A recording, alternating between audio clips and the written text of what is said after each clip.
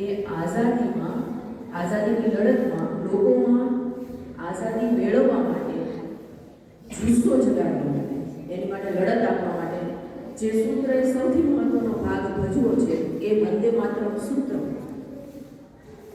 બંકિમચંદ્ર ચટ્ટોપાધ્યાયે રચેલી રચનામાંથી લેવામાં આવ્યું છે. એમણે સૌ પ્રથમ 1876માં આ ગીતની રચના કરી હતી.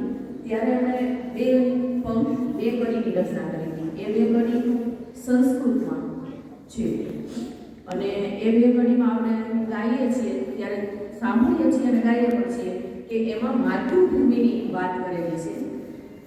આપણી ભૂમિ આપણા માટે કેટલી મહત્વની છે અને શું શું આપણને આપે છે એ બધી વાત એમાં કરેલી છે, જે સંસ્કૃત ભાષામાં રચાઈ છે. ત્યાર પછી 1882માં બંકિમચંદ્ર ચટ્ટોપાધ્યાયે આનંદ મઠ નામની એક નવલકથાની રચના કરી અને એમાં એમણે એને સંકલિત કરી આ જ પંક્તિઓને. પણ સાથે સાથે એમણે પછી આખું કાવ્ય રચ્યું. જે પછીનું કાવ્ય છે એ બંગાળી ભાષામાં છે અને એમાં દુર્ગા માતાની સ્તુતિ કરવામાં આવી છે. હવે આપણને આઝાદી મળી ગઈ ત્યાર પછી 1950માં આ કાવ્યને રાષ્ટ્રગાનનો દરજ્જો આપવામાં આવ્યો. રાષ્ટ્રગાન તરીકે જાહેર થયું ત્યારે એમાં માત્ર બે આજે સંસ્કૃતમાં પંક્તિઓ છે આપણે જે ગાઈએ છીએ એને સમાવવામાં આવી છે. જે બાકીનો ભાગ છે બંગાળીમાં એને રાષ્ટ્રગાનનો દરજ્જો આપવામાં આવ્યો નથી, પણ એની રચનાને અને આપણે એને જે આપણા રાષ્ટ્રગાન તરીકે એનો સ્વીકાર કર્યો.